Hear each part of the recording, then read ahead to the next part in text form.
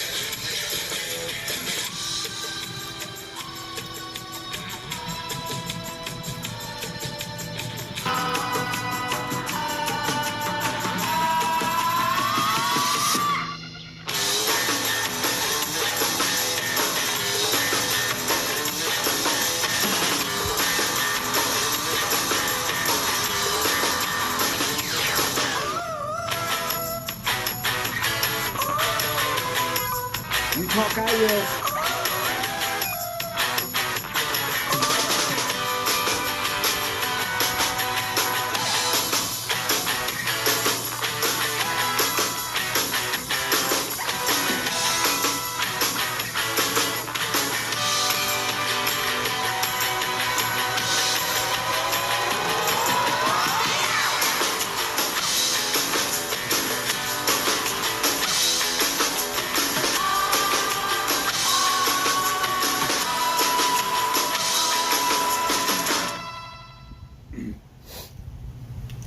Howdy, y'all, and welcome to the Voodoo Review Tailgating Experience. The final, last, oh my God, ever possible. I fully expect to not have a big crowd right now. Something about a national title game possibility. What is it? Howdy, Smoking Fireman and Bearwolf. Great to see both of y'all today. I believe right now we are having a disturbance in the national college football game, which basically says betting wisdom goes, bet on SEC to play SEC in the national title game. Now,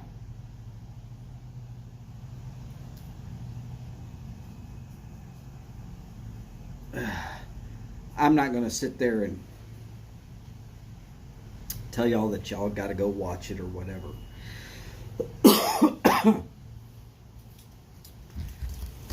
And if y'all don't like hearing a person cough every couple of minutes, going to have to go somewhere else. I apologize about myself. My allergies are kicking my ass. Not much I can do about that.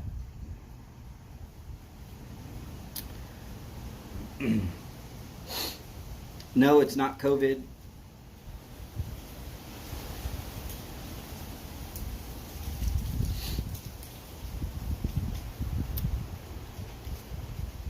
Quite honestly, because I'm a Raiders fan, if the Patriots or Tom Brady is in the Super Bowl, I'm not watching it. I'm not watching it. That's been true for me since 2001.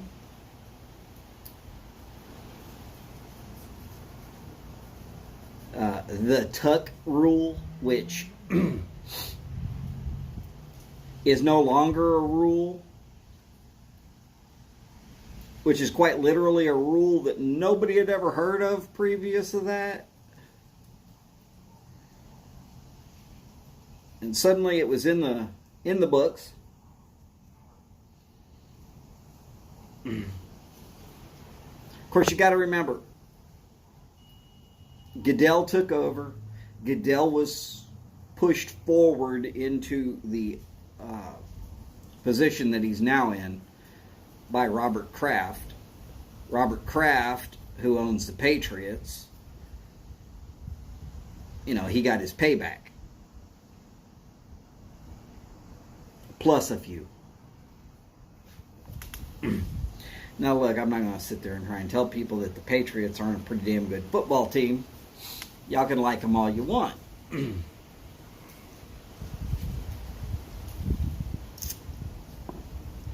But two things happen on the tuck rule play.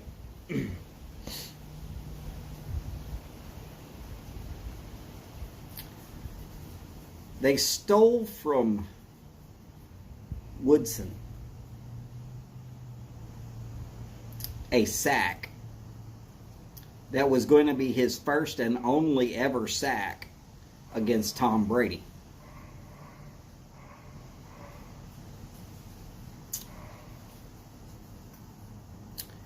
And they stole the Raiders going to the Super Bowl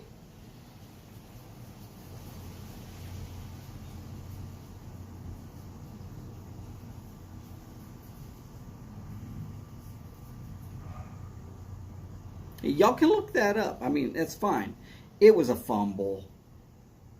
Of 32 teams, sorry, there were only 31 teams. The Texans were not a team at that point in time. Of the 31 teams available, there is exactly one team that will not come forward and say, yes, it was a fumble. And that would be the Patriots. Because if the Patriots came forward and said, yes, that was a fumble, then they'd have to basically say, and we had no business being in that Super Bowl, even though we won it.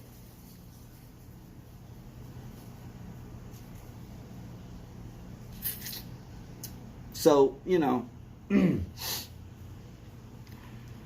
y'all can like what teams y'all like. I don't mind. You can come in here and talk shit to me all you want to about my Raiders. That's fine. I don't even have a problem with y'all telling me go Patriots on a regular basis. That's fine. But if you ever expect me to like that team, you're shit out of luck. It's not happening. That'd be like a Arsenal fan screaming, "Go Man U!" Never gonna happen.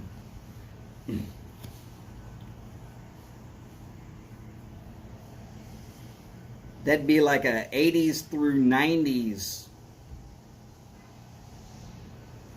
Chicago Bulls fan saying,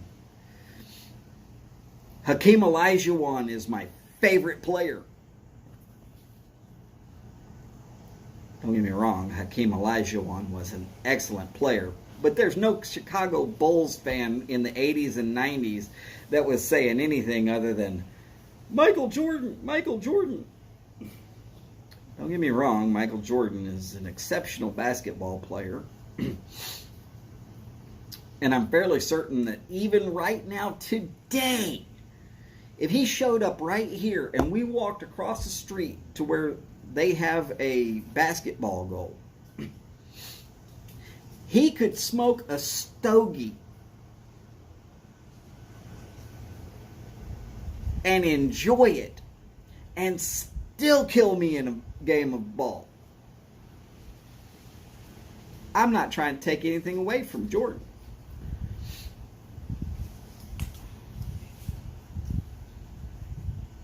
I even liked Brady sort of back when he was a Wolverine.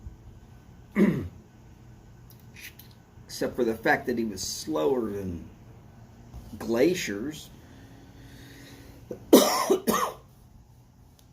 We only need 1 yard. The pocket goes all the way around Brady. He's not going to run for it. Because that safety that's 10 yards away will still get to him before that first down marker does. No big deal. It'd be like a Red Sox player saying that they love the Yankees. That's not happening either.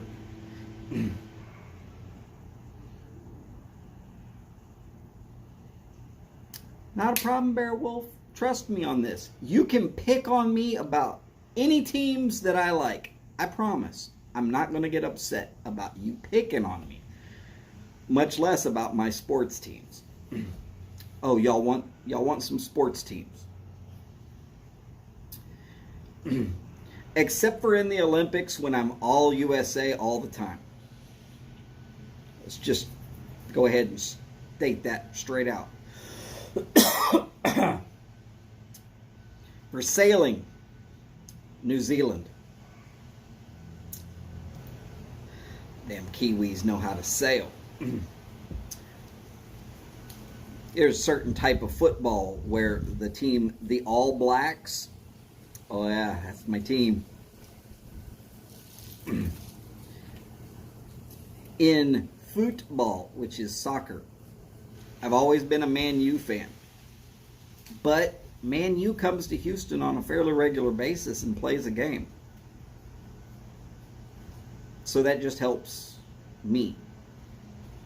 Unless, of course, it's MLS and then it's the Houston Dynamo. Don't get twisted on this. I still like some home teams. In football, I was born in Oakland.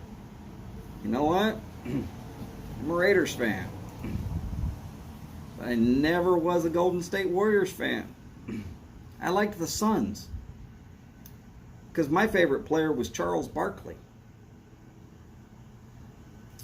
In baseball, I was at Nolan Ryan's first home game as an Astro. I think it was the 4th inning. He got half of his career RBIs. One swing of the bat. It went way on out there. You can look that up.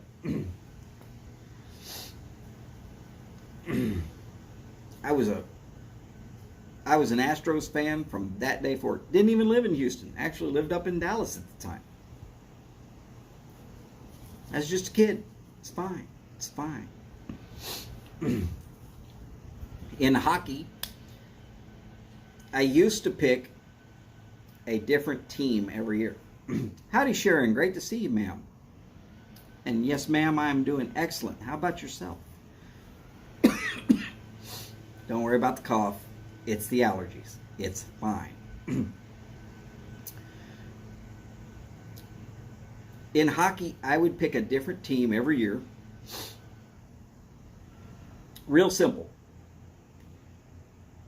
I would choose because I would watch all the hockey games. And I would choose the one player that I thought had done way better than anybody else. Didn't matter if their team won or lost. The person that did the best. And then when they went back to play hockey, I would follow their career until the next Olympics came through. Howdy, Paul. Great to see you, sir.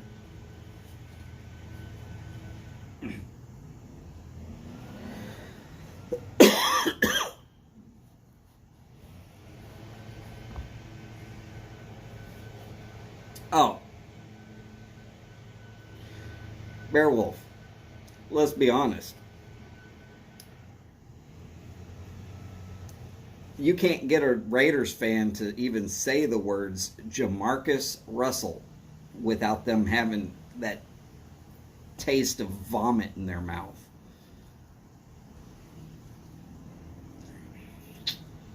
So yeah, I understand. I'm right there with you on screw ups. Oh, in NASCAR, I was always with Big E. Number three, Dale Earnhardt Sr.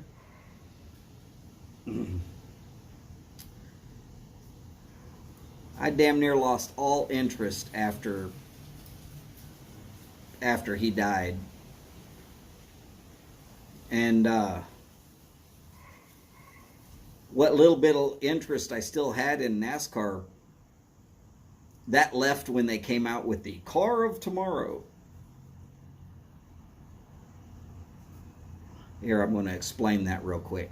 It won't take but a minute. Previous of the car of tomorrow,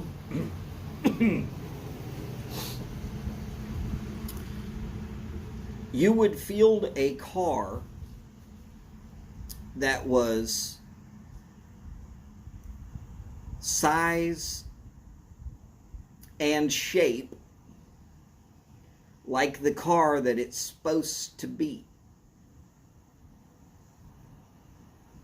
with a few modifications, the various different things that would make it more aerodynamic that the average body shop could do, maybe not as well, because the guys they got working for them in NASCAR are actually freaking automotive geniuses. Yeah, I know. Some of them got names like Bubba.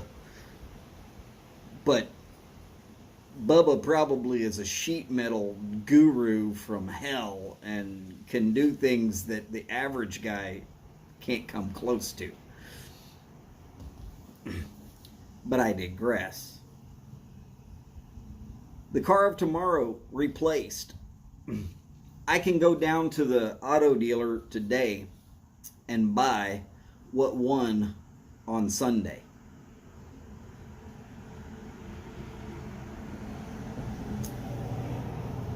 And then if I want to soup it up and drop some suspension a little bit and fix it up just right, I can make that same car. The car of tomorrow, nobody makes that car. It is a unique shape that is only for NASCAR.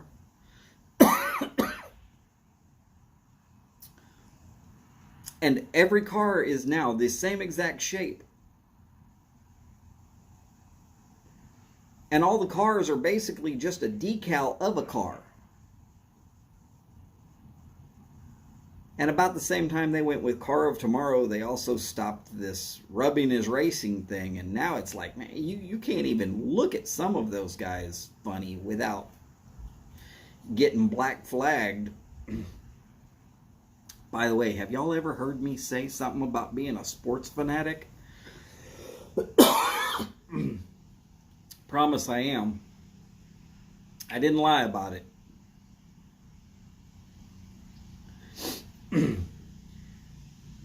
Back in the day, if I had my options, I would have a TV on with sports playing, or a headphone in with some sort of sports talk going.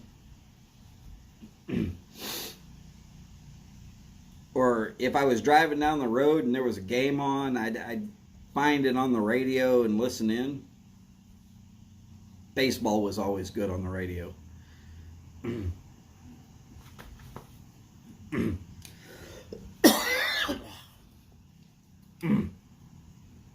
I forgot to bring a drink. My dumbass. That's fine.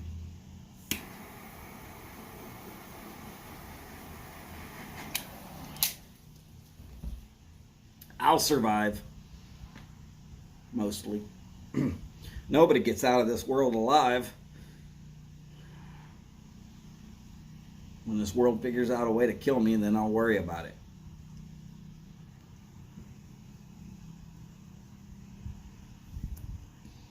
Don't worry, there's a bullet with my name on it somewhere.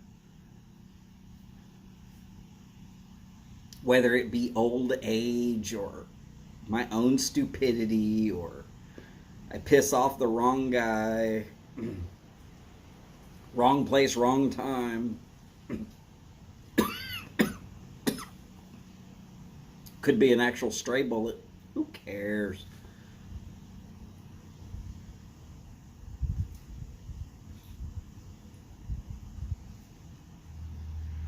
One of the best things I'll do with my life is when I die, they're going to donate me to science. And then hopefully some doctor, while cutting on my corpse, can learn a couple of things and then go on to save thousands of people's lives. Sounds kind of noble of nothing but a husk. Just saying.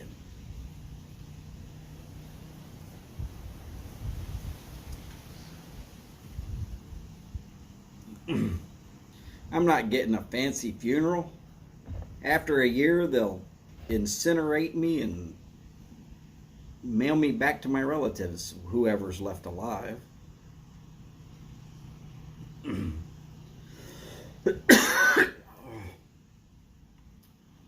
Might be Holly. Might be my son. Hard to say.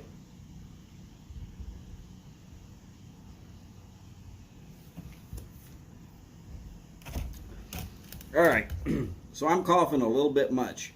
I will be right back. I apologize about leaving y'all hanging like this, but I got to get something to drink. I just can't put on a show with me coughing this much.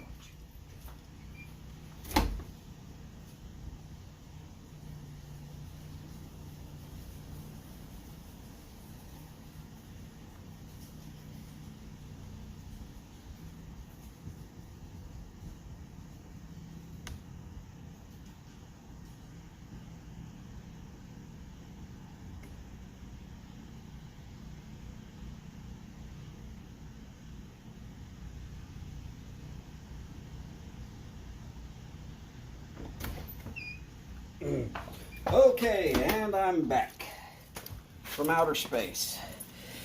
I apologize about that. I'm really sorry about that. Look, fake Gatorade from HEB and a beer from Shiner, Texas. I'm doing my drinking from home.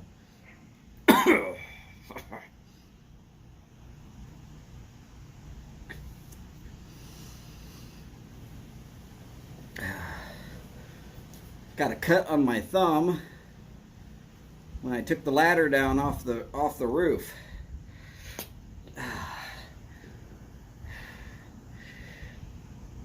Right in the crease. Do you know how irritating that is?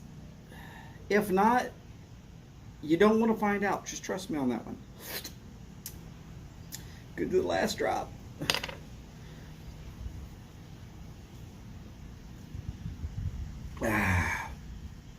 That'll help. Hell, 3 or 4 of those, I'll be ready to go do karaoke.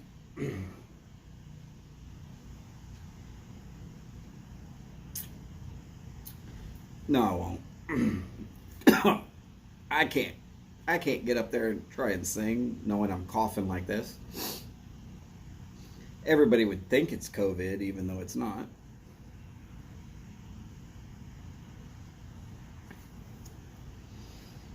Hey, how about that news I heard today? The CDC is going to pull all those quick test kits off the market, the ones you can take at home, because they have proven that it does not know the difference between SARS or H1N1 or COVID-19. Now, what? So you might just be sick with some sort of flu? It could be a common cold. It might not actually be COVID. Yeah, exactly.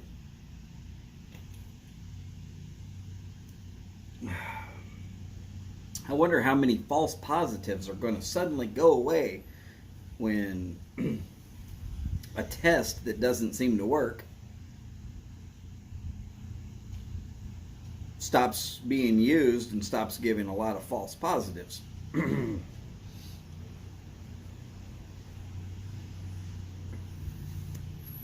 Bear Wolf, I'm willing to give that a shot. Back when I was in my 20s, it takes me way too long to recover from that much alcohol now. Not that I'm trying to convince anybody that I could do it. I can do it.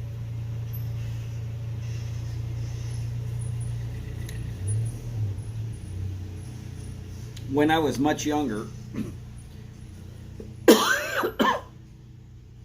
on my birthday, I drank a 1.75 liter, which is roughly a half gallon, of Turkey 101. I was sick for 6 days.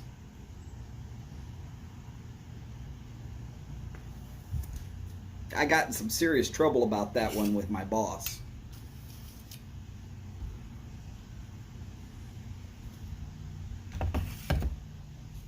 I'm not going to say who my boss was, but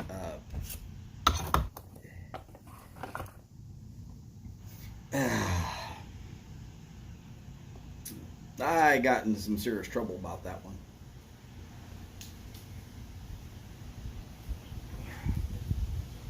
But because I didn't go to the hospital, it didn't have to be reported. Which means it could be overlooked and I could do all kind of shitty jobs.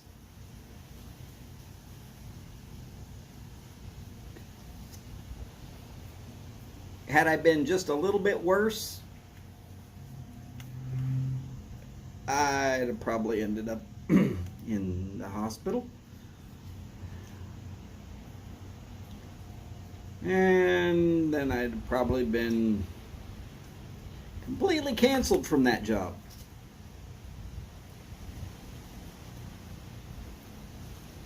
But I learned a mistake. Don't do that crap again.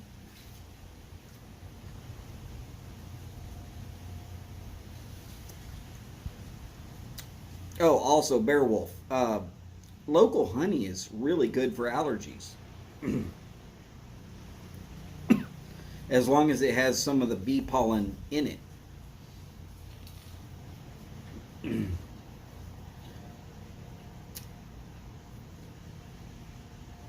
If you've got bad enough allergies and you can find a source of local to your area honey,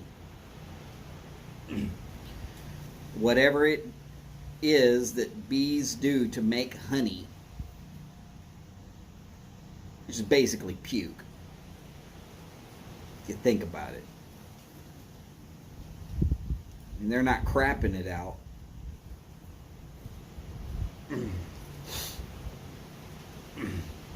So anyways, whatever a bee does that makes honey,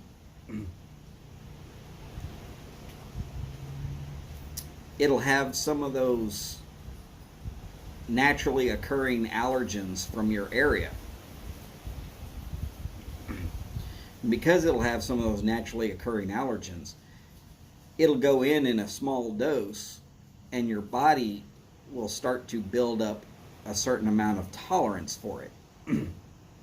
My problem is red cedar only tends to get here in this area when most of the honey producing bees are dormant. And by dormant, I just mean that they're not producing as much as they would. Oh, got a little spider. Before he goes up on the camera and scares the shit out of y'all.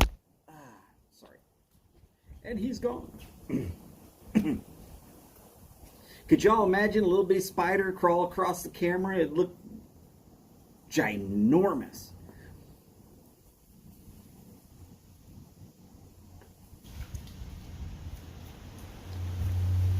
It wouldn't have even been the size of a check tool tamper. You know, that little spot right there, legs all the way spread out. He was still smaller than that.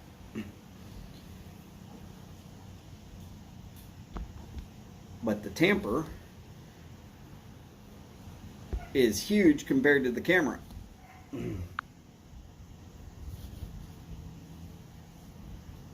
Just saying.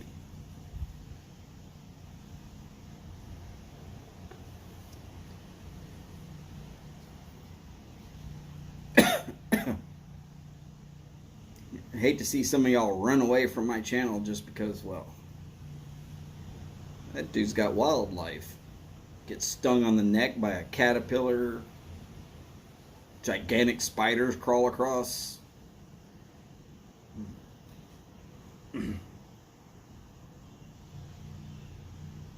It's okay.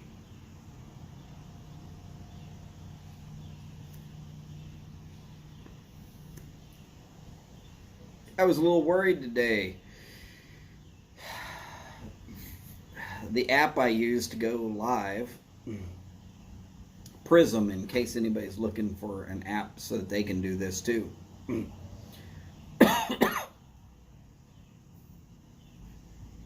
It updated.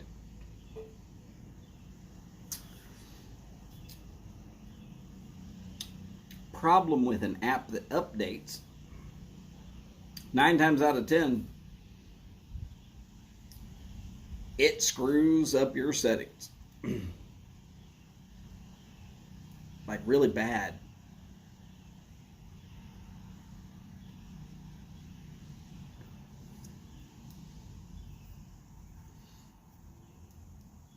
For a while I was using Streamlabs.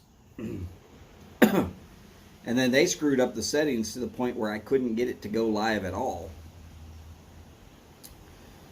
And Chad had switched over to Prism.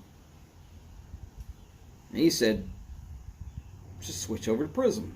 So I did. Hey, it's been working like a charm. I hope that continues.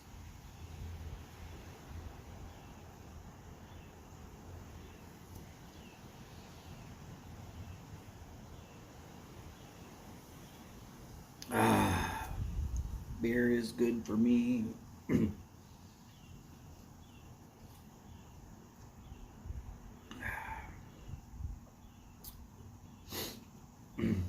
When I'm not suffering from allergies every time of this time of year comes around.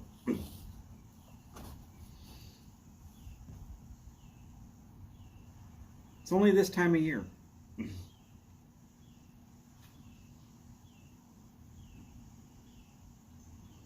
But it's consistent. Gets even worse if I go up to Dallas. Got family in Dallas, that's how I know.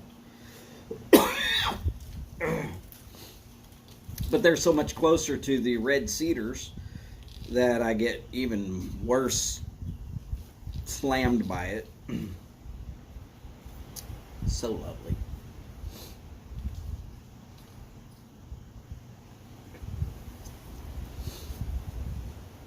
So for all of y'all that are hearing that Houston's going to have some really, really crazy weather, you're right. We are.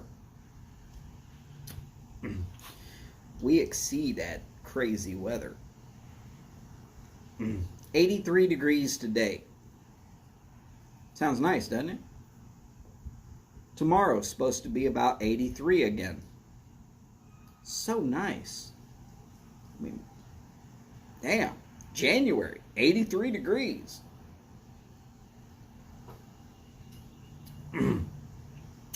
Sunday, high of 42, low of 32.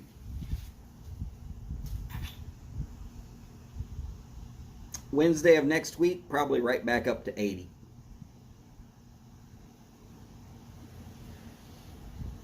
Mother Nature is schizophrenic.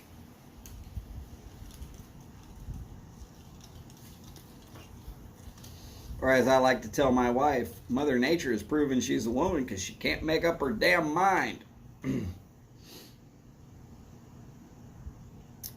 Sorry, Sharon. You might be one of the few women on this planet that can make up their mind and keep it that way.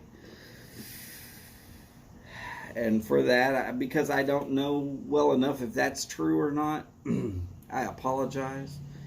Steph, if you happen to be there, any other ladies that want to hear that and take exception to it, you know what? That's fine. Go ahead. Call me out on it. It's fine.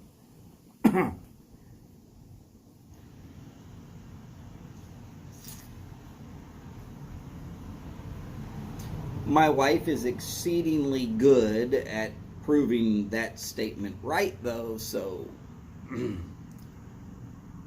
And she is a woman. Just saying.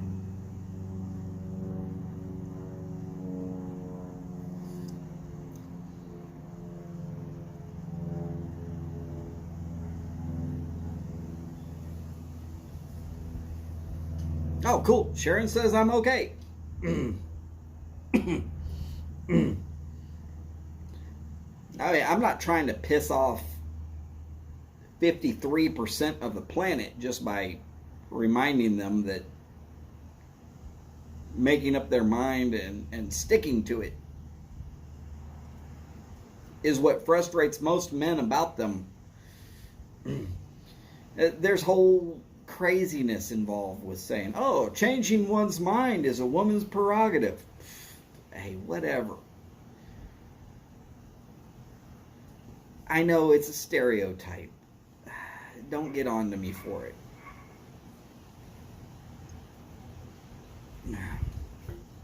If it wasn't in part way true, then the stereotype wouldn't exist that much.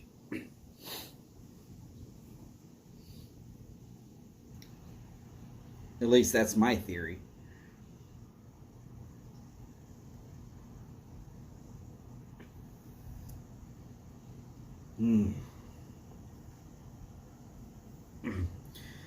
So I'm supposed to keep this rolling until 5:30 my time,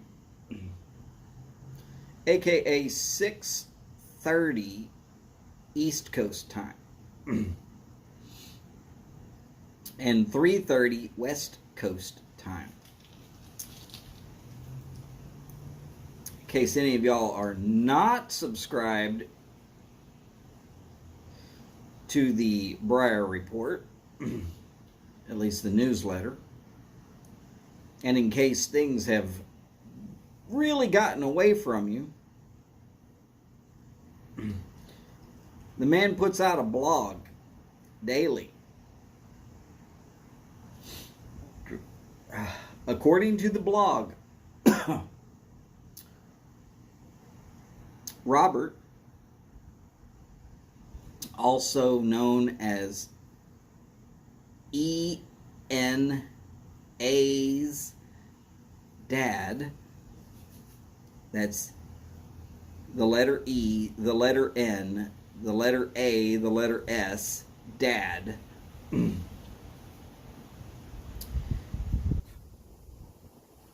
He's going to be giving it a shot in the at least normal Briar Blues time slot on Thursdays.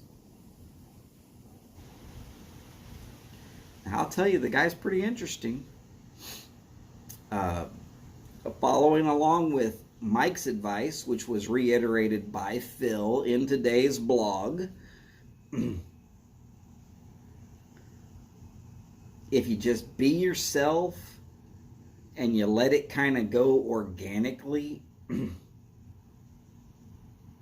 you'll either see that you'll have an audience or you won't.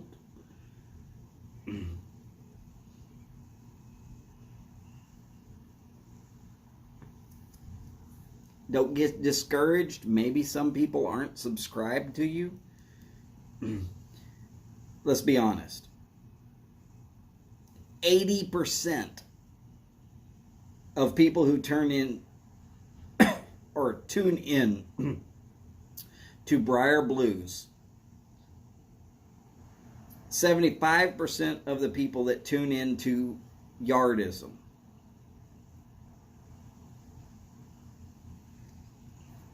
except for maybe about 15 people that tune in to Cane Rod Piper,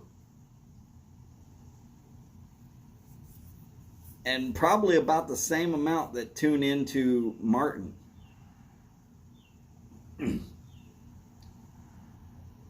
That's all that shows up here. Or maybe I should say, that's how little pull I have from everybody else's live streams. I tailgate. I'm just here to hang out with y'all, have a good time, enjoy spending some time with my friends and, well, my YTPC family.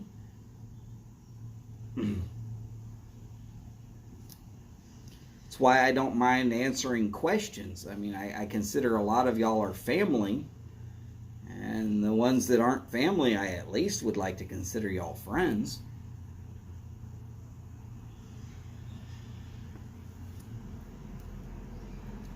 That's why when y'all ask about cigars, I'm like, hey,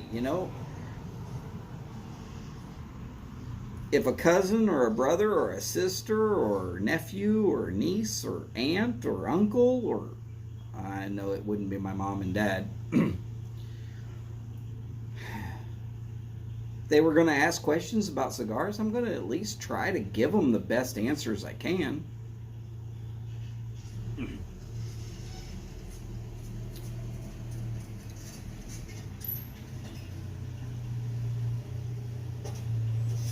And let's be honest, if you go looking at cigars in today's COVID society, you're looking at them online.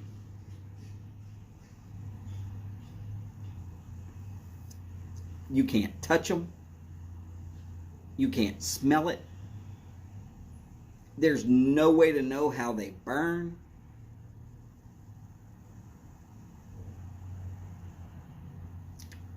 That online thing is going to tell you they're great.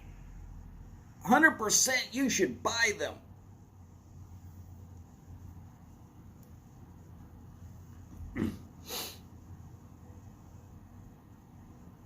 You're not going to get things like, damn, I personally like Englishes and Balkans, but I don't like the flavors of that stick. Construction's good. It's a little bit on the light side. If you like stronger tobaccos, you might want to step up to something else. Matthew, howdy, sir. Happy New Year to yourself as well. Hopefully everything's going well. Remember, if you're going to be drinking, do it at home. I'm at home.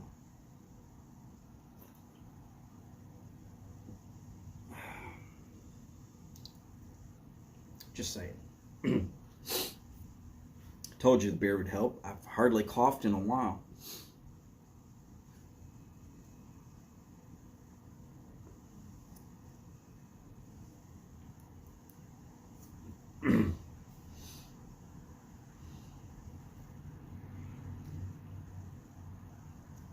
And the other thing about cigars, you're not going to get online.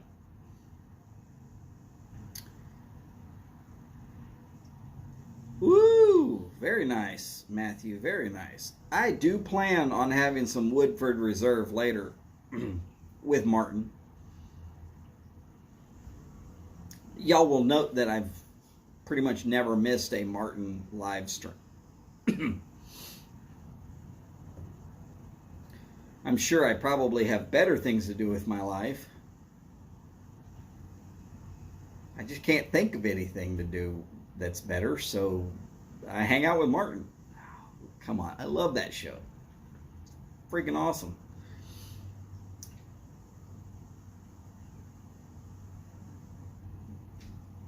He brings his kids on. He's got the trophy wife. He's got the trophy life. Shit. I'm jealous. Not really. I don't get jealous. I've got what I've got. He's got what he's got. He's worked for what he's got. Congratulations.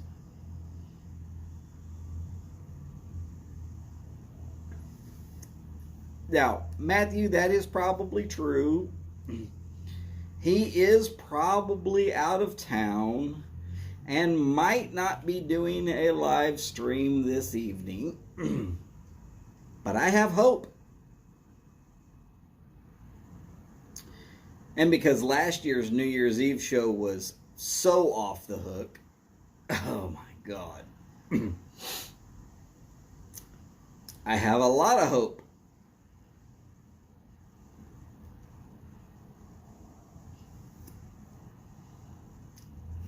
But that's all right.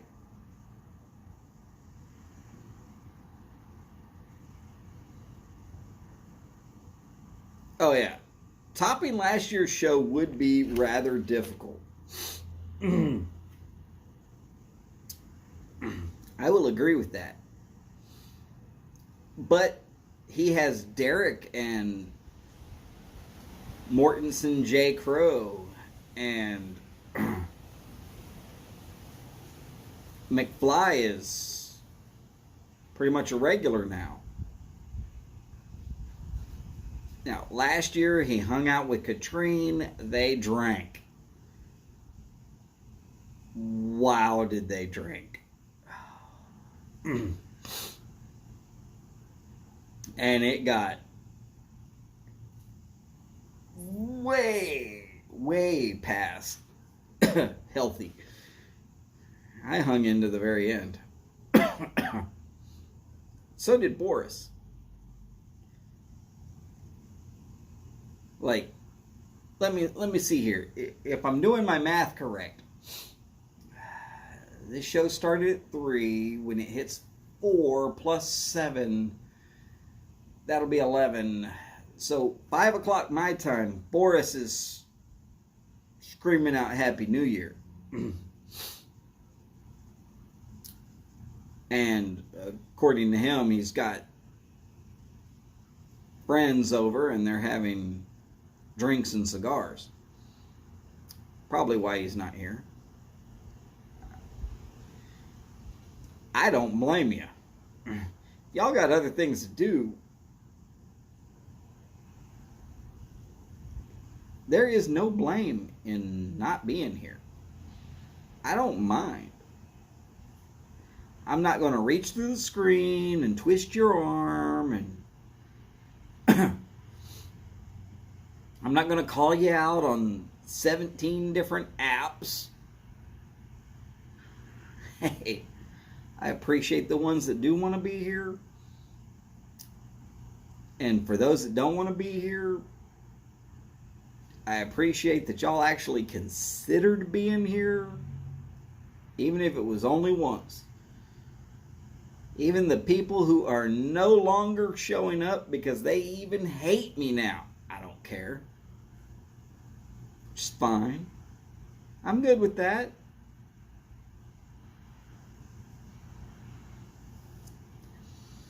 Old statement. Old statement that's very true. If you hand a friend $20 and you never see them again, it was worth it.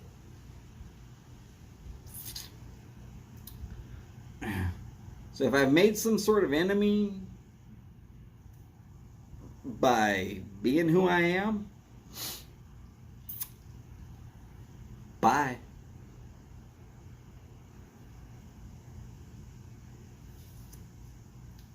It's one thing we all know about me. I am the same ornery,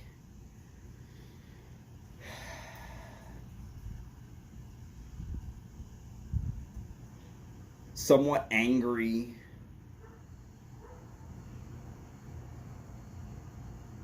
person with a bad temper and a terrible past.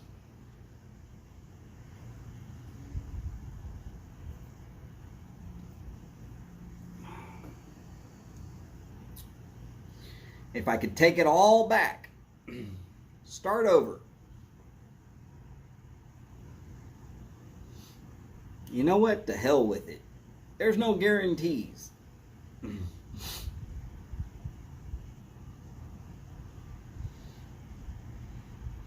Paul, I do not believe that Over a Pipe is actually going to go live this evening. He might. All right, Matthew, God bless and be safe. Whatever you're doing, be safe. I definitely want to see a lot more of you in 2022.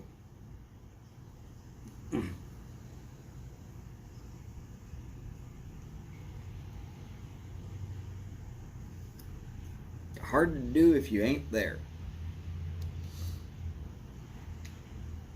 Oh, and if any of y'all are not subscribed to Picking and Piping, you might want to.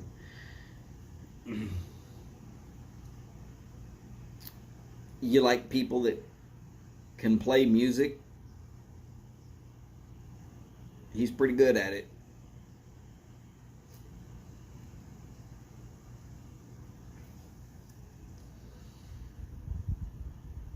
There have been several times I've been doing something and I'll just put an earbud in and I'll listen to one of his live streams or one of his videos. I guess it's all been videos. I don't remember ever catching him on a live stream.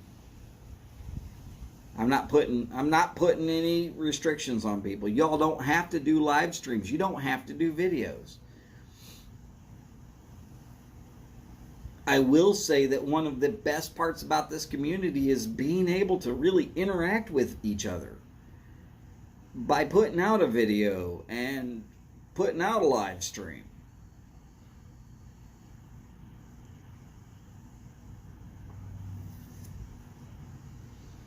Ooh, 950.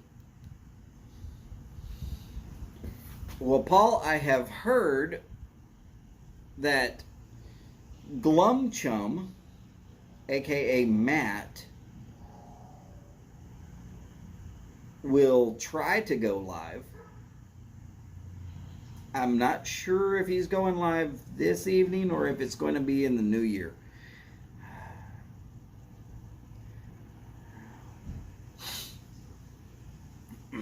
I was reading it this morning and a lot has happened since then, including going up to the damn grocery store. Oh, big mistake.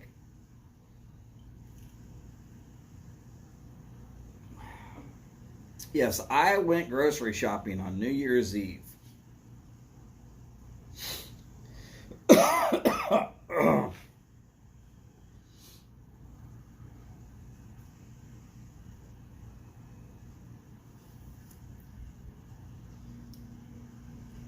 Unfortunately, I live in a little town where most everybody seems to know each other. Oh, okay. Thank you, Chad. I appreciate that. By the way, Chad, welcome in. Thanks for hanging out. I guess you've been here larking for a little while. I appreciate it. Hopefully you're doing well. But yes, Glumchum, aka Matt, will be going live today and every Friday for the foreseeable future. Now, I'm going to put this disclaimer out about times. There is nobody in the YTPC that owns a time slot.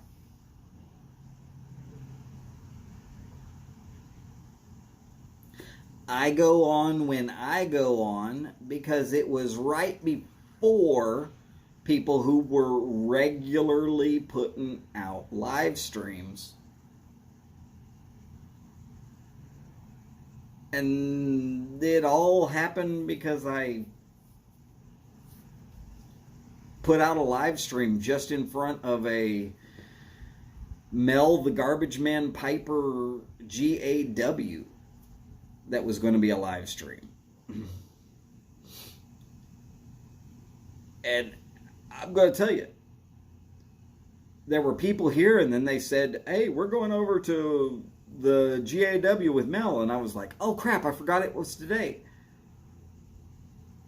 And I started thinking about it and I was like, you know, I could fill that niche. I could go on like an hour ahead and just say, hey, look, we're just doing a preview. We're going to all jump over to that person's live stream as soon as it goes live.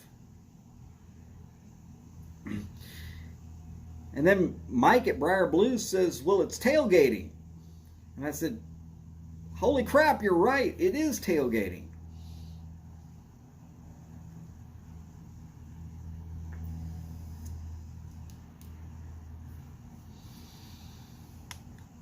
And that's how tailgating was born, at least for me, what I do.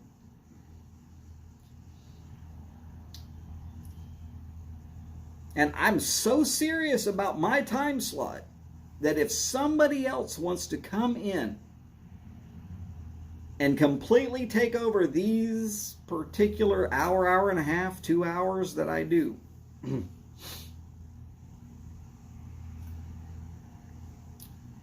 awesome. I'll work with you. It is partly about entertaining the YTPC. It is partly about me trying to control the voices in my head that sometimes tell me I gotta do stupid shit. I don't discuss that portion of it with you. Yesterday got pretty close. I'd only been home from the vet for 30 minutes. I was a little broken up. I'll admit it.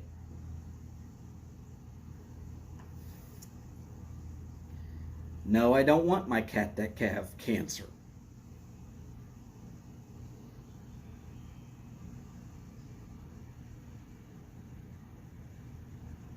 I'd like at least 5 or 6 more years with him before he gets to that old age point of laying around and doing absolutely nothing to the point where I have to put him down because everything hurts.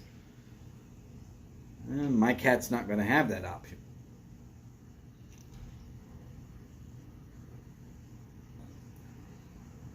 Okay. I'm trying to accept it.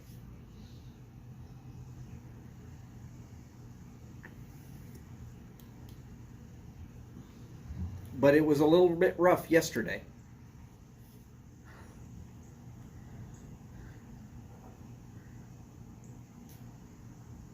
But I came on, I went live, and you know what? By the time I finished,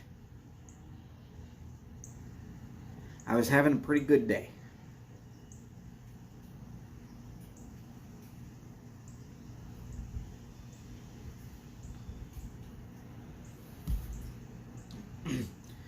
Hey, by the way,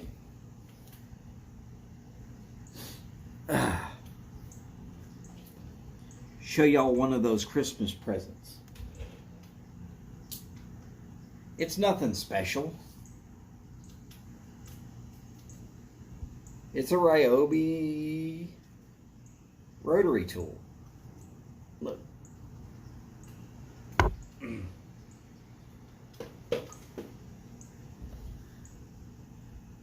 Y'all will remember, though, just the other day, this particular pipe, yes, that is still VR0121. This particular pipe had a nice black rim right there. And with just a little bit of work today, you can see that it came right back to what it always was. And then I went and shined up the full-on outside as best I can. I still need some carnauba wax. That's just one of those statements. But oh, and I shined up the stem.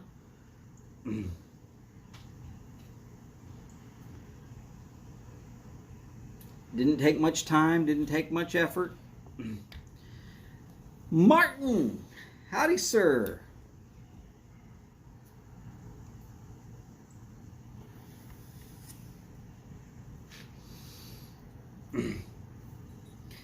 Happy New Year to yourself Martin, are you still planning on bailing on us on our live stream tonight?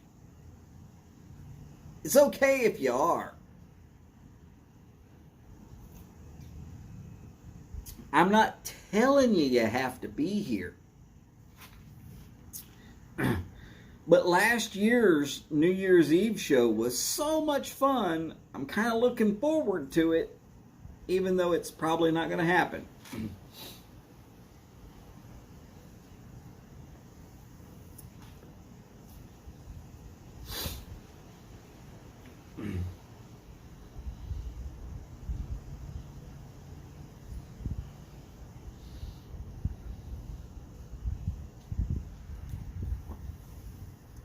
Ah, okay. Howdy, Todd. Happy New Year, sir.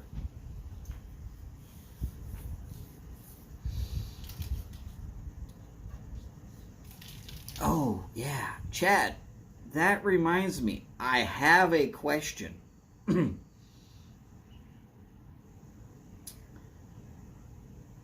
I've got 3 stories in mind that all have the same exact phrase,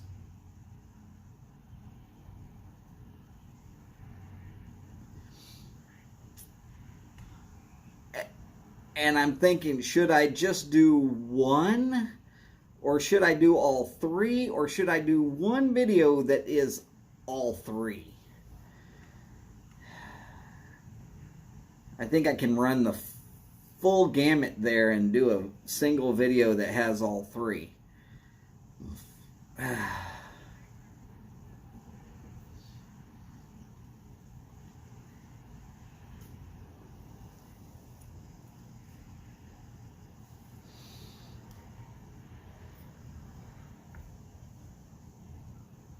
Okay, so if it's my call, I'll just go with the all 3 thing. I thought it over in my head and I was like, man, I got 3 really good stories for this particular phrase. I'm not giving y'all any hints, but I got 3 good stories rolling around in my head.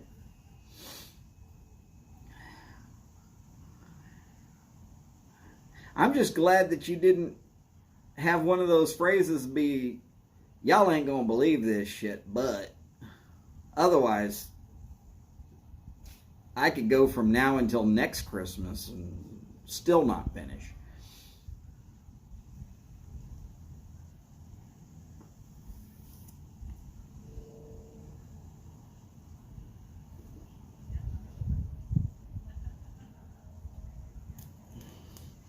So, looks like Martin is not going live for New Year's Eve. Oh, the pain.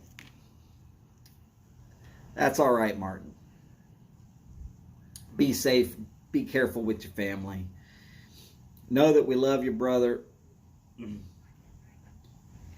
And well, we will see more of you when we get that shot. 4 o'clock. What's happening at 4 o'clock?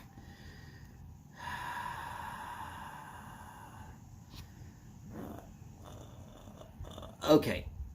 That is a Twitter notification.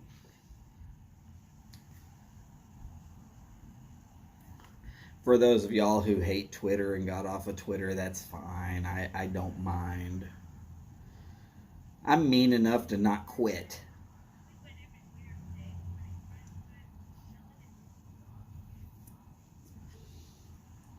Something that's always been true about me.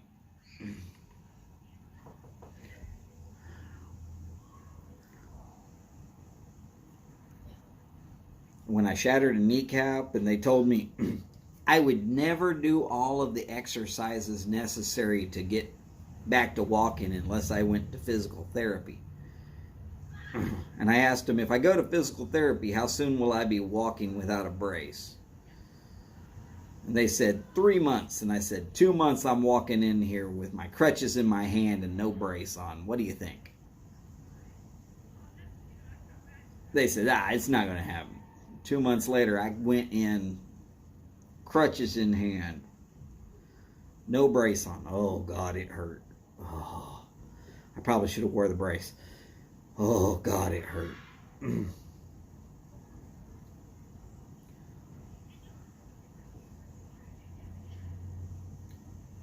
Where they said it'd be 3 months for me to be up and walking. 3 months from that accident that took my kneecap and shattered it, I was back at work. Okay, I was wearing a brace at work. My knee still feels wonky from time to time.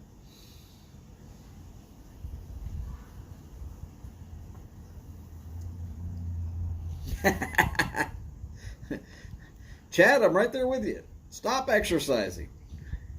Done. Beer and donuts. Let's go. Now, I will tell you, I put on a lot of weight.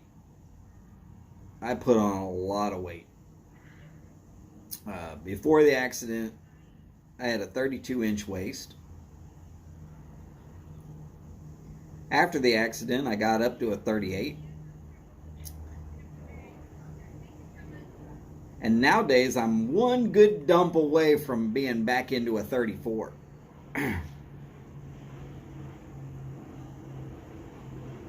So the waistline's going in the right direction.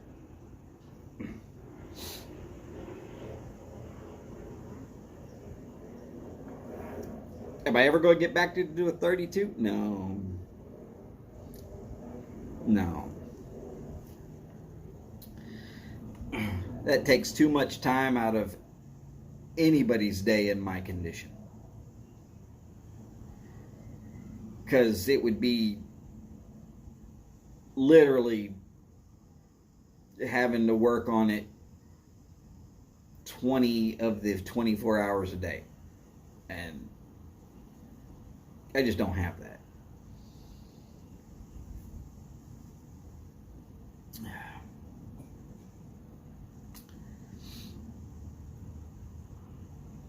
Very good, Chad. 220 is not bad. That means you actually weigh less than me. I'm right in there about 235, 240. But a lot of it is able to go away if I would just do a whole shit ton of sit-ups.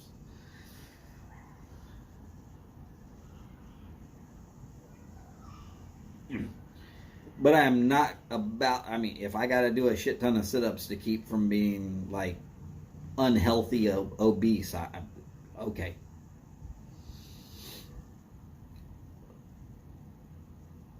But, yeah, I was up there around that 260 mark after the accident because I just couldn't get out and do. But I was only, like, at 180 previous. Because I was always doing. There was something to do outdoors, doing something. I was all over it.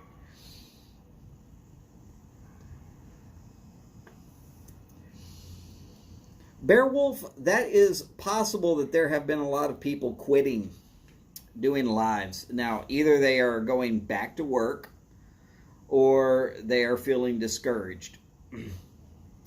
And unfortunately, I feel that there's a lot of people that are getting discouraged.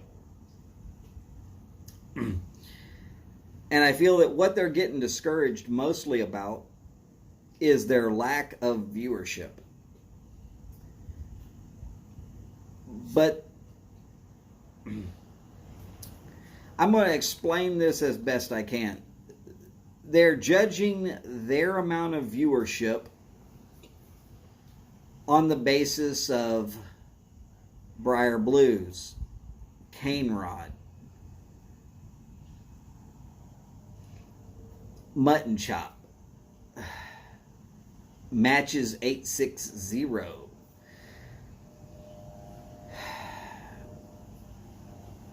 There are some giants here in the YTPC. Don't get me wrong.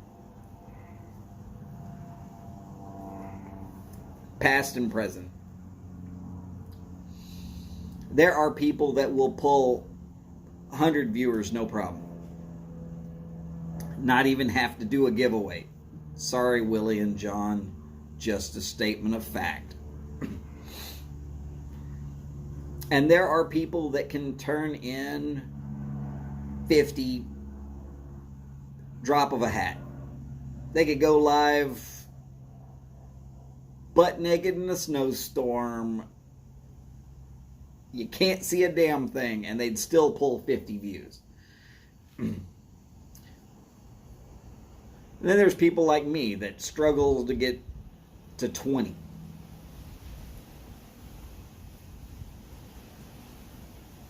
I've been doing this for 3 years. Fairly regularly for almost 2.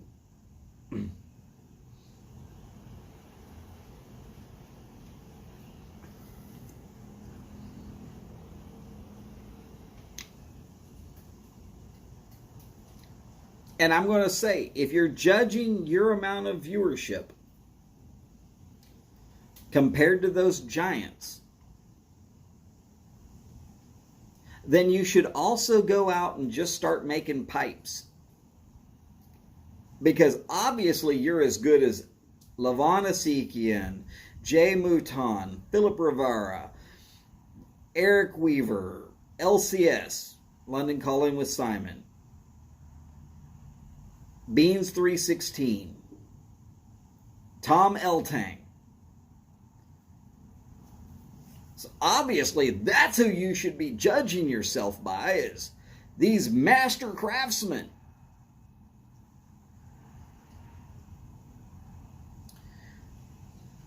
Or you can judge yourself fairly and say, my channel doesn't really have an identity yet. And people haven't tuned in because of this, that, or the other.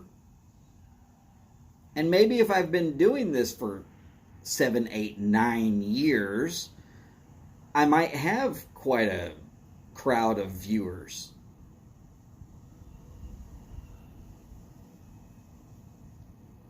There is one other option. They decided they were going to go live and do it. And after a couple of months, they lost interest in it. It doesn't feel good or fun or necessary for them. As I've told people many times, I'm not necessary viewing. I'm just here to gather together some people from the YTPC so that they can hang out until the next show starts.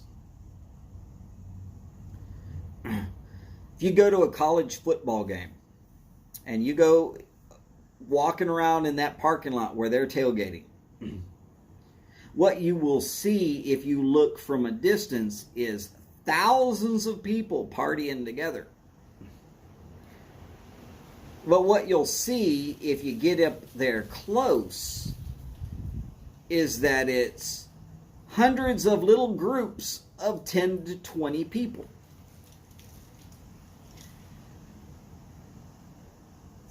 I don't ever expect I'm going to have a big channel.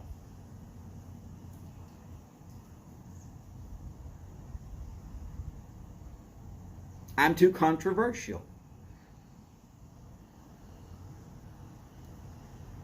Had Chad ever come to me and said, hey, you're too controversial, can you just stop tailgating for me? You know what, brother, I'm good. And I'll take blame. I will not place blame. I'd never say something like, hey, Chad said I'm too controversial, so I'm not going to work on his anymore. I'd come up with something else. And same thing with Mike. If Mike had said something like that to me, I'd been like, brother, we're good.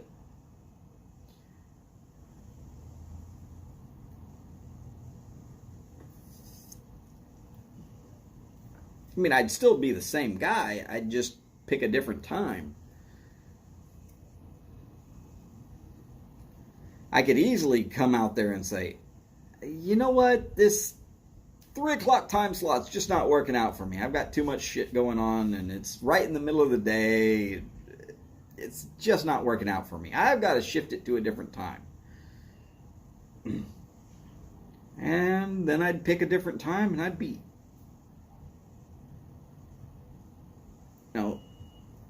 it's about trying to keep nice, easy things going in the YTPC. Would I feel bad if Chad or Mike had come to me and said something like that? No, I wouldn't have. I know I'm abrasive. I know I'm controversial.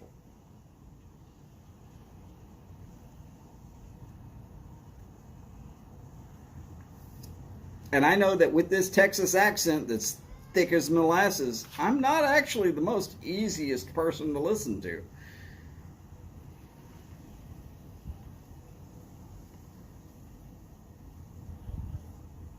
But I don't judge my viewership on the giants of the YTPC, and I do not judge my pipe making skills on master craftsmen. I'm a beginner. I don't have the tools. My pipes don't have an actual identity. Sure, I made a couple of neat looking pipes.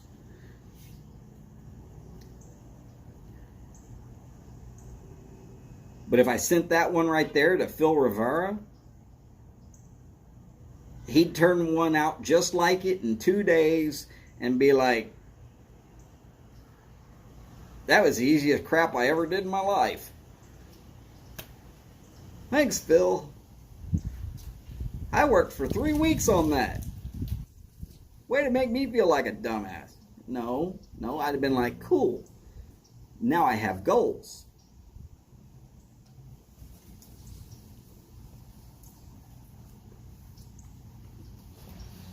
So if you're going to judge yourself, anybody, if you're trying to start a live stream and you're thinking to judge yourself by the giants and the elders in this community,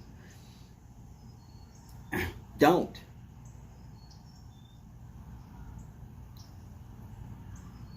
You are not a master craftsman just yet.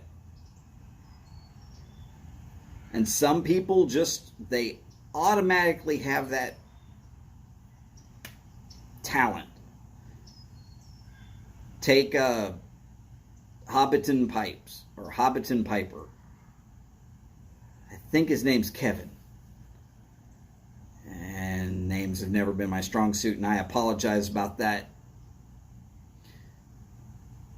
He came on, it's already up in there 1,000 springboard. Boom, he was there.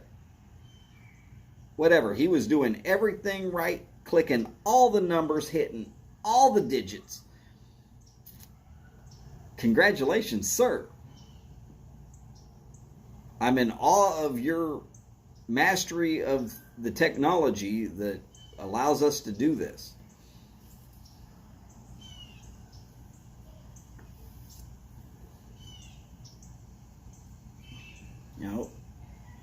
That's another one to not judge your progress by.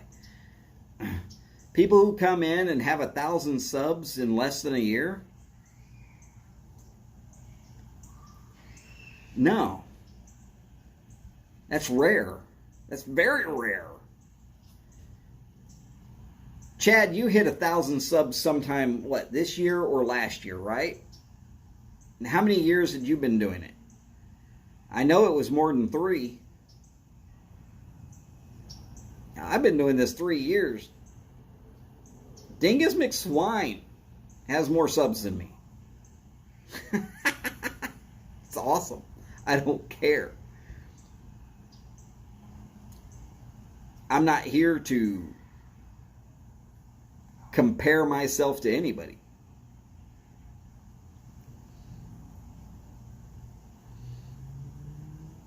if I wanted to compare myself to anybody in here, this channel would be all about electricity and boiler inspections. So there you go. Chad took 4.5 years to get to 1,000 subs. He was doing 3 hours every Friday for pretty much the entire time I've been here. Maybe not quite, but for a long time, Chad was doing 3 hours every Friday.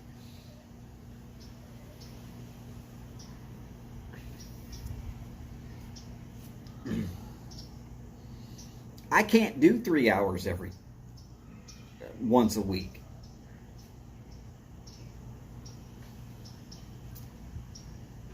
I mean, there were a couple of times where I filled in for Chad and I pulled my hour and his 3, and I was done by the end of it.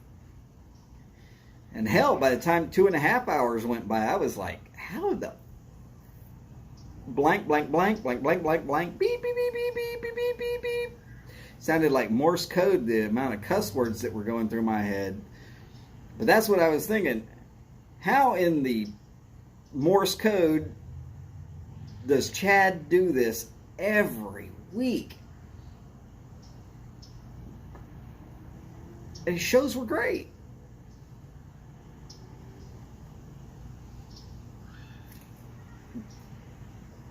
Whether you call it a show, a chat, a meeting, a get-together, doesn't matter what you call it.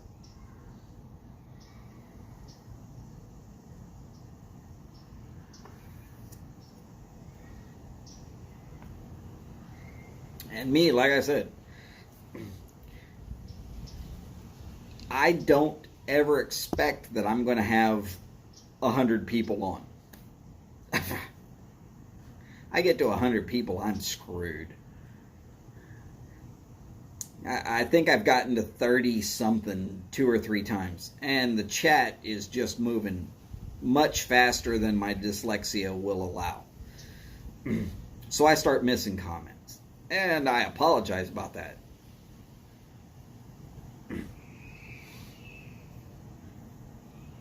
But I know my limits.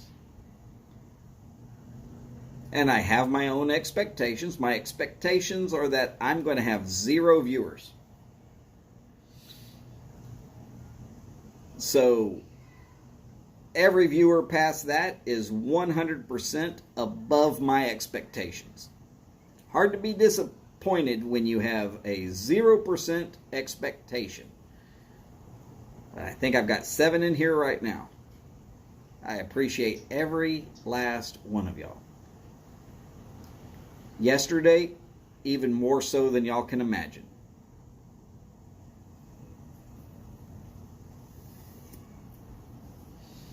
I went live, but I think y'all were there for me.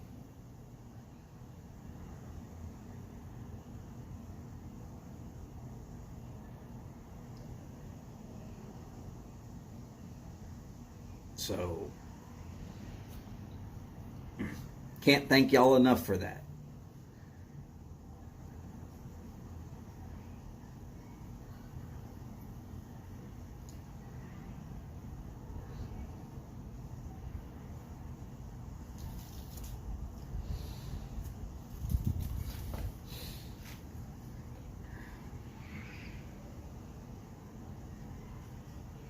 Is what it is. But if y'all don't take anything else of that last 30-ish minutes, at least do not have expectations that you are the next Matches 860 or that you are the next 100 plus viewers every live stream person. Howdy, Steve. Great to see you, sir. Hopefully Miss Kathy's with you, and hopefully she is doing well.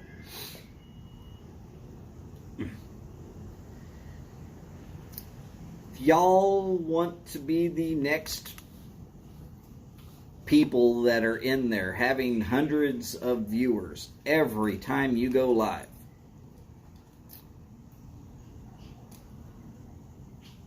find a topic that you're passionate about, that people will actually want to hear about.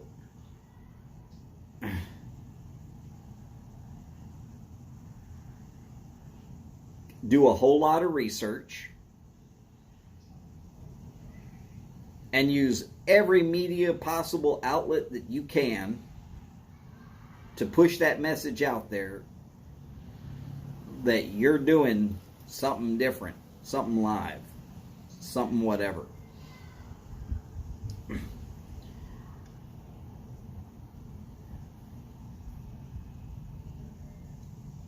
I mean, don't just go on Twitter. Do Twitter and Discord and Rumble and Grindr and whatever else you can push that stuff out on. And put some pictures out on Instagram on a regular basis and get the media to work for you. Hell, then come back and tell me, hey, you want me to at least push your channel on people? Hell, I will.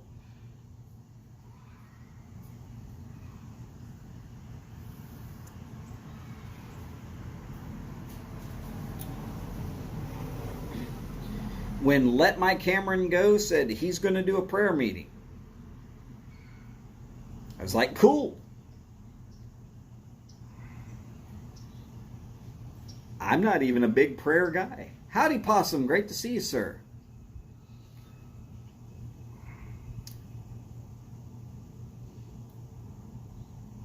I mean, if we had to look at things realistically and say, is that guy a Christian?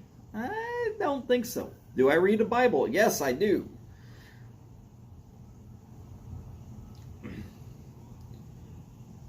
I grew up in the church.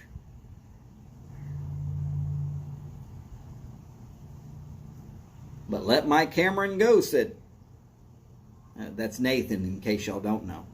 He said he's going to start doing a prayer meeting. Now this was a while back. And I said, cool. I'll be there. And when he said, let everybody know, I said, cool. I'll do it. And when I asked him if he wanted me to tailgate in front of him, he was like, oh, well, and I said, okay then, not a problem. But then Robert, ENA's dad, he did a couple of live streams that were just in front of Let My Cameron Go. And I guess he caught the bug because he's going to start trying to do the, I guess now officially it's vacated, Briar Blues times slot. And again, nobody owns these time slots. If you feel like going live, go live. Go live when you damn well want to.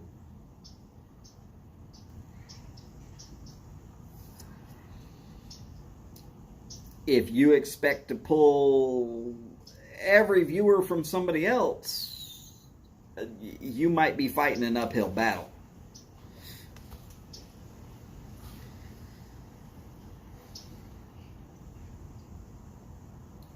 If you want to go live when I'm live, tell me about it.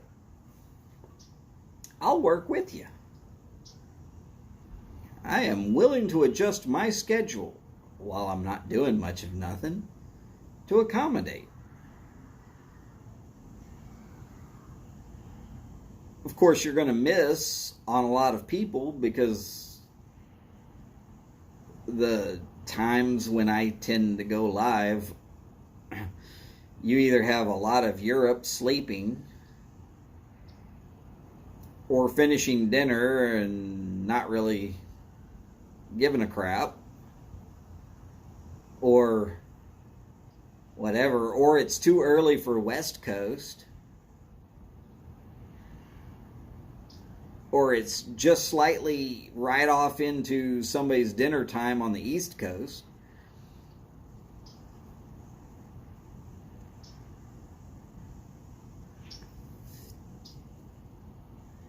I'm not trying to tell you not to. I'm just letting you know. 3 o'clock to 5 o'clock Central Time. Not really the absolute best viewership available.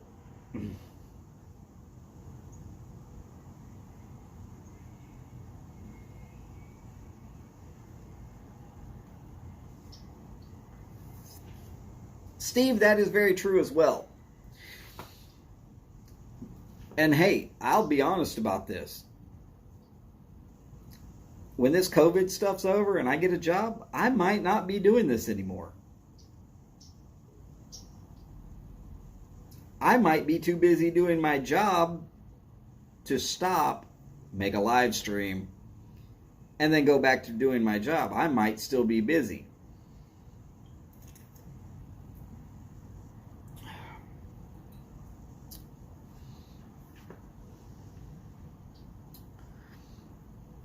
Well, possum, there is truth in that. Quality over quantity. Same is true about pipes. You can get a Savinelli. Don't get me wrong, they're good quality pipes.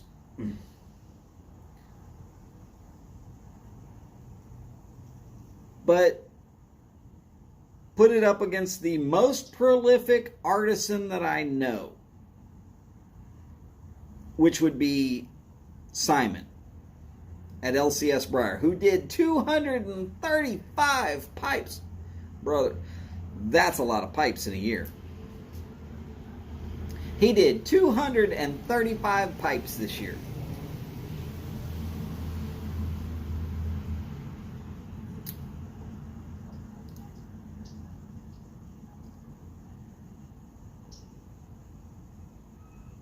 Savinelli did easily 2,000 pipes this year.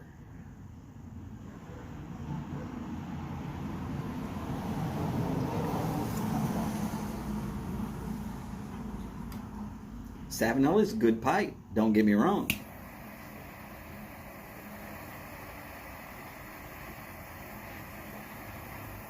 But I'm willing to bet that the LCS Briar pipe smokes better. How about Phil Rivera? He cranks them out too.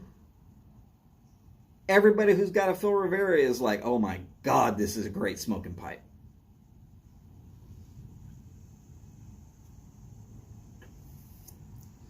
How about a Sekian? Some of y'all can verify this. I don't have one yet. I'm going to hope to get one. If I can't win one from Chad, I'm going to see if I can't figure out a way to save up enough money and get one for myself.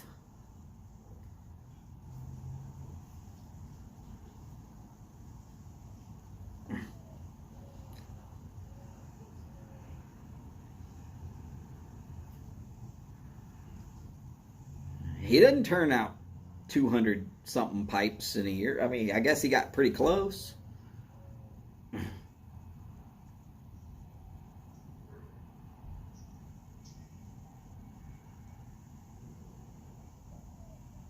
But according to everybody I've heard, Asekian pipes are freaking phenomenal. It had Chad put the workhorse down. What? Workhorse went to the glue factory. The world may never be the same.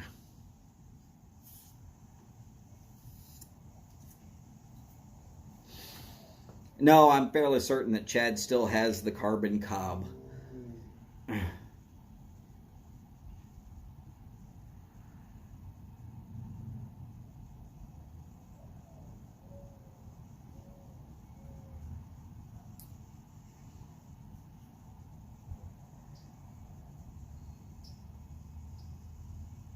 I doubt he'll ever get rid of that particular cob.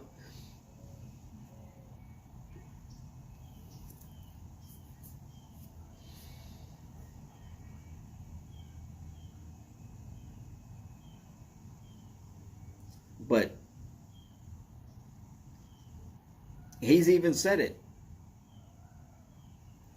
Nowadays, when he reaches for a pipe, he's reaching for his Ezekian. He's not reaching for that cob.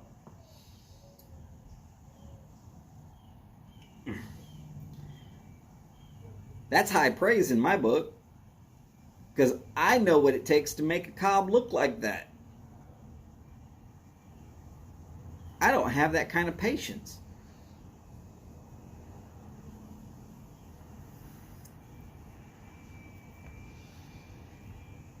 So there's a bunch of sentimental value there. And Chad says, but I'm reaching for the Ezekian. Which tells me all I need to know about Ezekian pipes. That right there could be Levon Ezekian's best praise. Chad saying, I love my country gentleman cob. Show that cob black as a chunk of coal. It is recognizable. Quite literally, if Chad stopped using the crows and he just put up a picture of that cob, everybody would know who it is. He could change his name today and just use a picture of that cob. Everybody would know exactly who that cob belongs to. Not even a question. And for him to say, I've set it down, and now I'm reaching for my Ezekian pipe because it's that good of a smoking machine. I heard it, but I heard all of it, not just a little bit of it.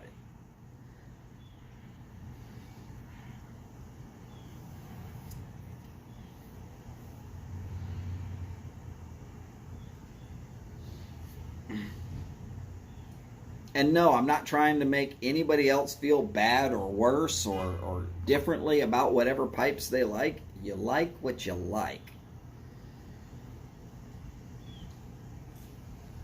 There is no one specific pipe that is, quote unquote, the best pipe. There might be a best pipe for you, and it might be nothing like the best pipe for somebody else.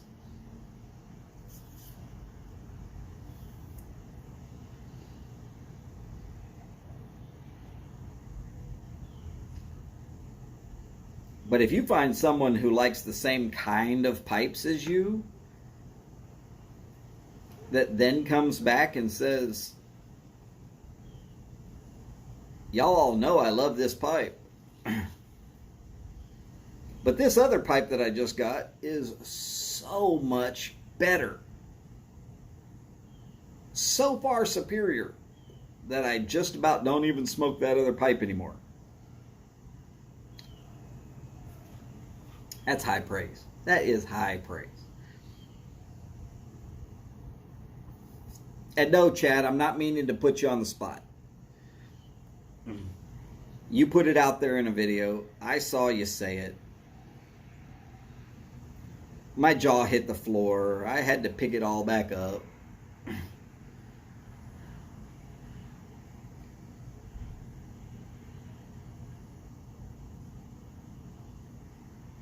So yeah. Oh, and in truth, and I've said it, I'll say it again, Nish gave away my dream pipe set.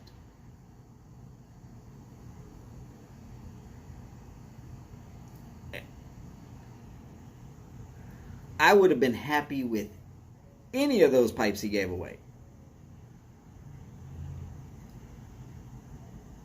But I was so much happier that they went to other people. Sharing the love, spreading it around.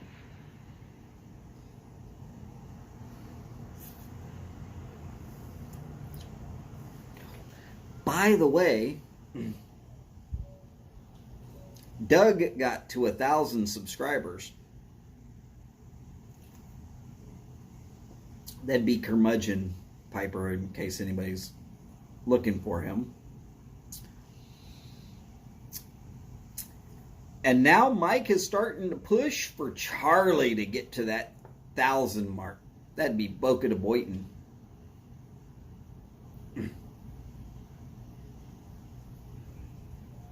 Let's just say, when the Baron of Briar says we're going to make it happen, it's going to happen. So Charlie, wherever you are, brother, be prepared. It's going to happen.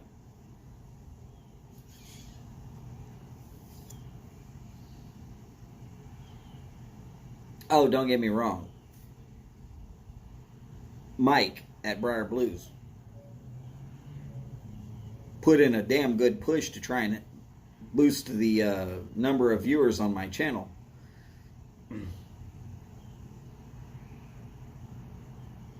He gave away a pipe.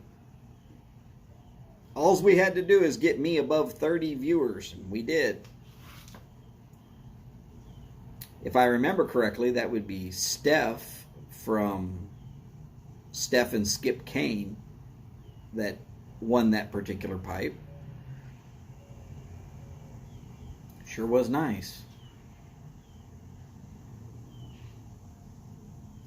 But as soon as Mike at Briar Blues announced that he was going to give away that pipe, the number that popped into my head was 14. I don't know why.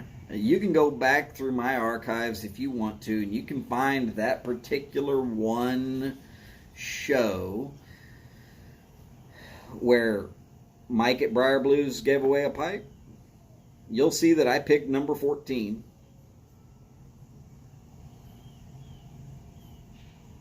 No particular reason. That's just the number that I chose as soon as Mike announced it.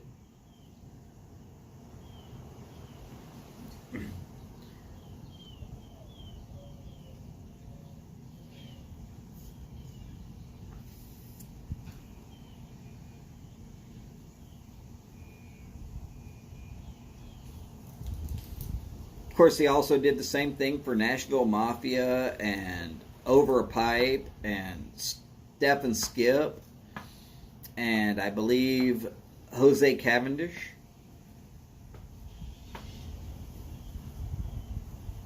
There might have been one other. Oh, that's right. Flat Cap Piper and Lady Fire. By the way, yes, I am missing them as well as y'all are. I don't know what their story is or what's going on with them. Don't ask me. I don't know. Raphael hasn't told me, and neither has Anit. So I'm not going in on that statement. Other than to tell you, I don't know. I'm looking forward to seeing them back in the YTPC doing lives and doing blend tastings. I thought their shows were great fun.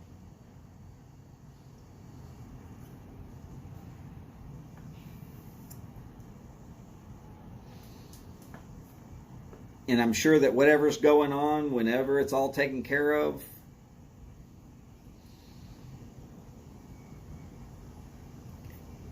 I have not heard from Saltwater Piper in a while.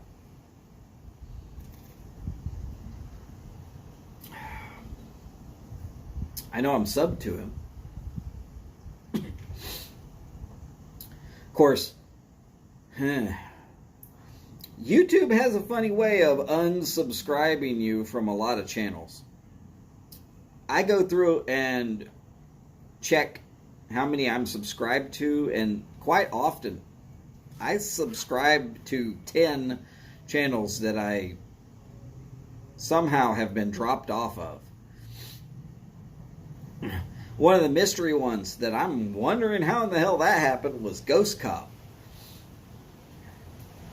I watched every one of Ghost Cop's shows and subscribed to every last person that he put on his list. I went through and Ghost Cop, if you said subscribe, I'm subscribing. Sure, why not? Just the other day, I had to resubscribe to Ghost Cop. What?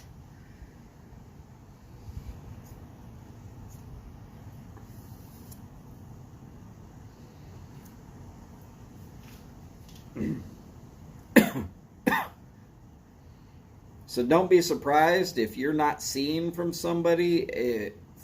Maybe YouTube has decided that you no longer need to be subscribed to them for whatever reason, and they have unsubscribed you without your knowledge.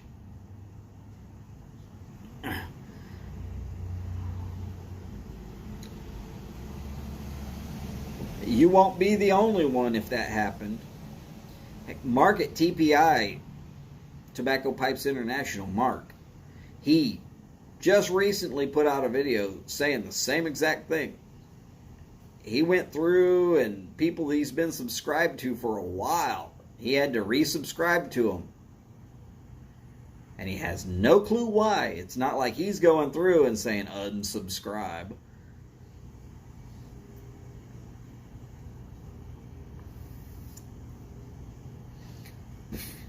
Me personally, I have only unsubscribed from one particular person.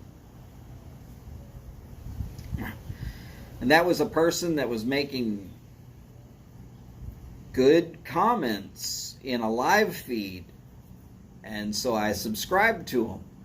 But then their channel was all one big lingerie try-on type thing. And I was like, yeah, out.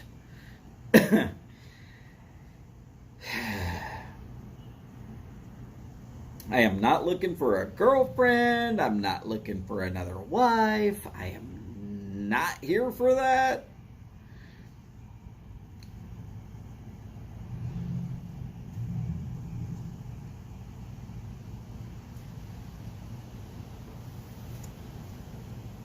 Of course, YouTube used to have a whole lot of easier way to subscribe to people. You could just click on somebody's name in a live feed and it would pull up their page and you could hit subscribe. 2 back buttons later, you were right back at the live feed. It wouldn't even cut the audio.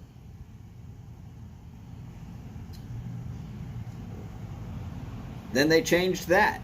I don't know why, but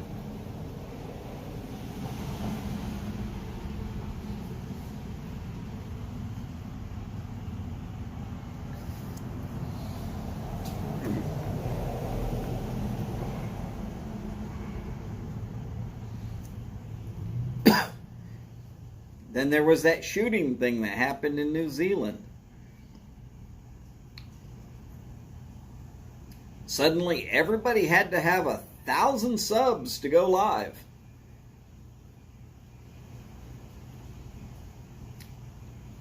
From a mobile device, sorry. From a mobile device, you had to have 1,000 subs to go live.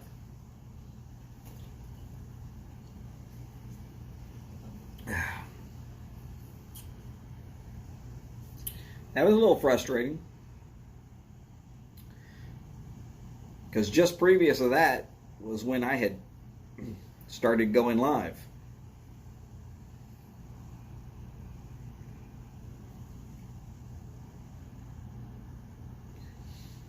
All right. In case y'all are wondering why I showed it much earlier. Cole Younger Cop.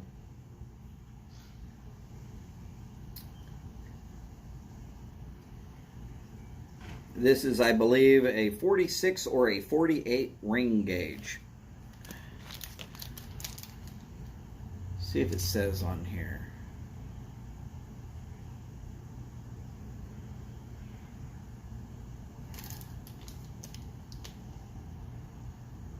Does not say on here. I don't remember the exact ring gauge.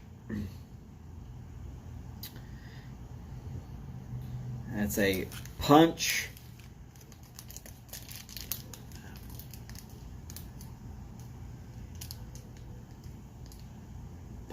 Elite EMS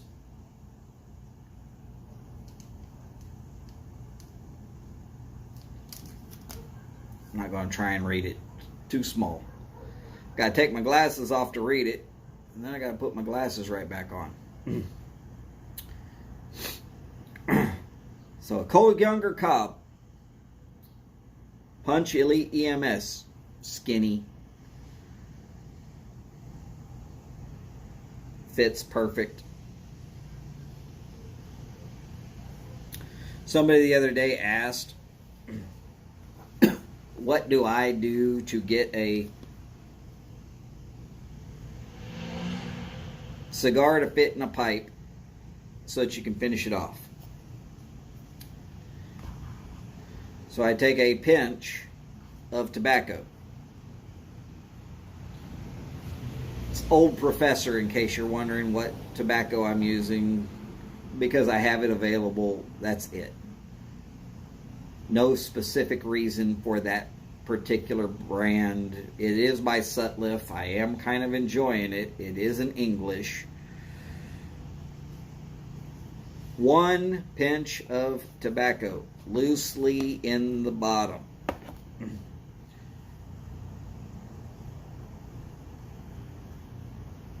See, you can barely see anything down in there.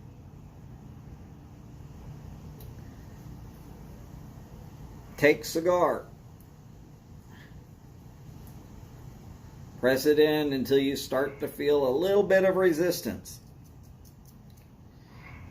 Yes, it's sticking up out the top. Fairly normal.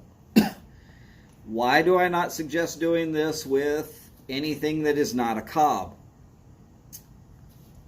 Because the next step is bad for pipes. Lighter. Yes, a torch lighter. You can use a Zippo or a match if you want to.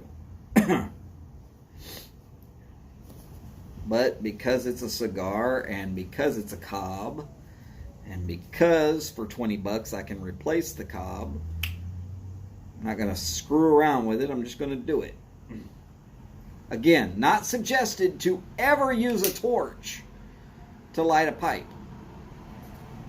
But if you're lighting a cigar that just happens to be crammed into a pipe so that you can finish it off, plenty good.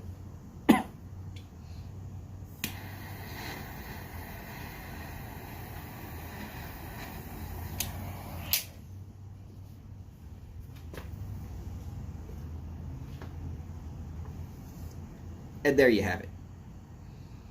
And it tastes exactly like the cigar.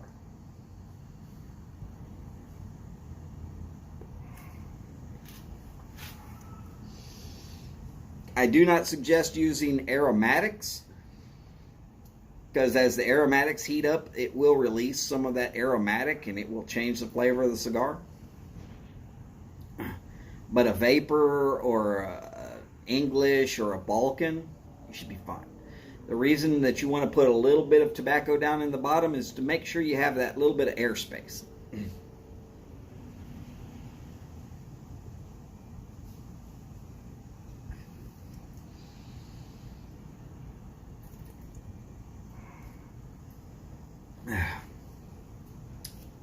Now, Possum, there are people who've cheated to make that carbon cob look.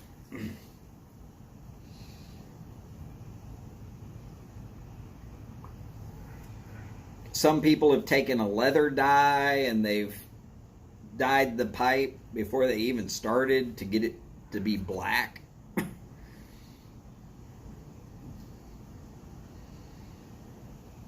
I never wanted to cheat that bad.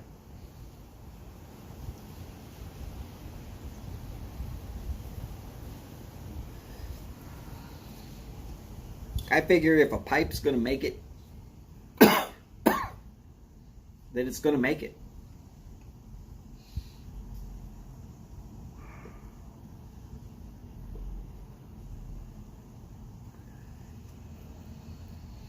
And yes, I specifically planned to use this cob and that stick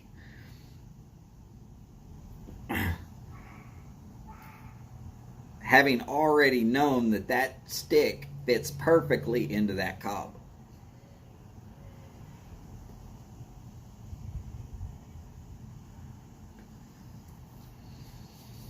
Of course, I will tell you that this particular cob gurgles a little bit for me. Welcome to Houston humidity.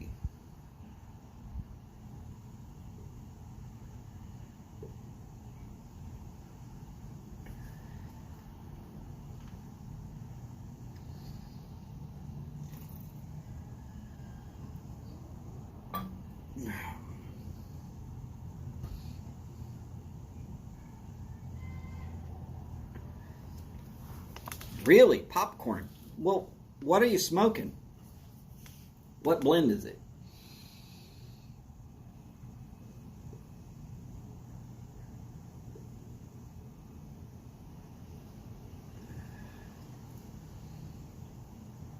I know plenty of people that would love some popcorn flavored pipe tobacco.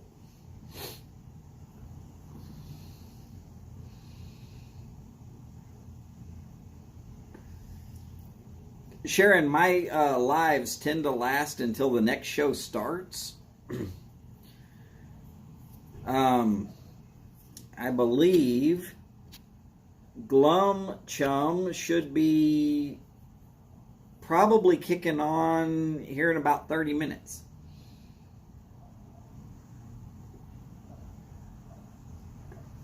Elf Dandruff from Watch City. Possum, I'm going to have to say that's a horrible name. But Watch City is a pretty renowned blender, so... Elf Dandruff.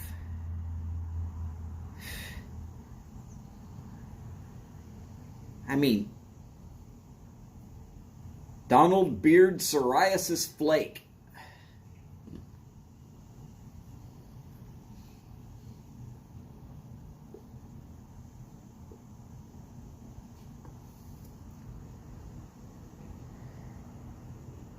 Oh, I'm not disagreeing that it's probably a great tobacco, but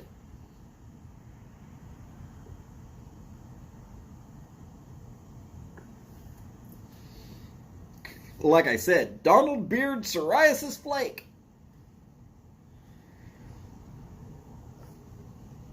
I wouldn't expect many people to want to get that blend. Elf Dandruff.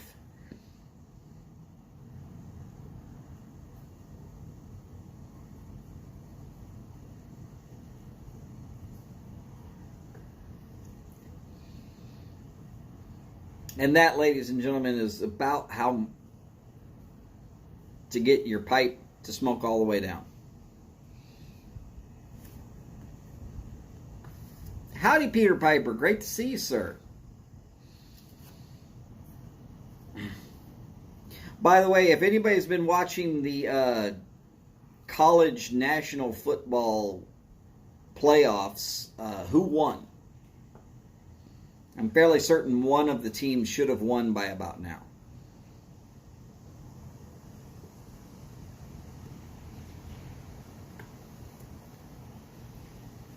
I'm fairly certain that it's supposed to be Georgia has won.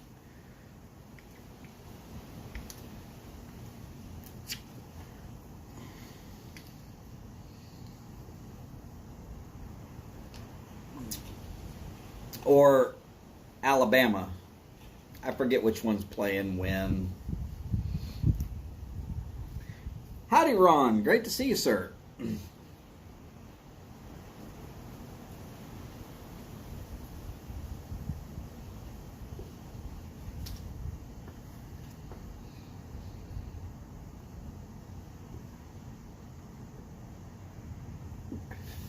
All right, Rod. That's funny. That's funny. And because Ron has already started it. Let's go ahead and do a last of 2021 Tailgating Live bowl call. What are you smoking? What are you smoking it in? I am still smoking a Punch Classico, but I'm now finishing it off in a Cobb.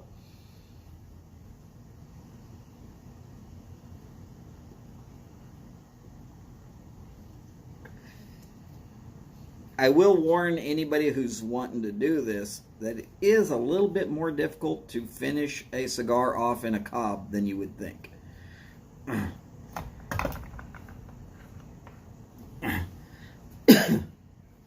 Elf Dandruff in a Near-Up Pot.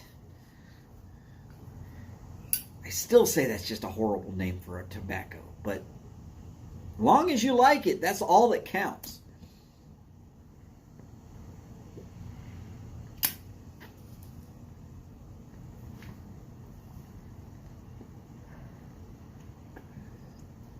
Now, there is a little bit of an air gap. The cigar does not fit perfectly.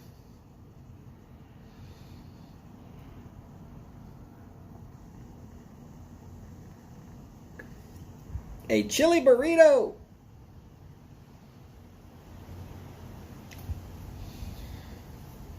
Steve is eating cold donkey. Sorry, chili.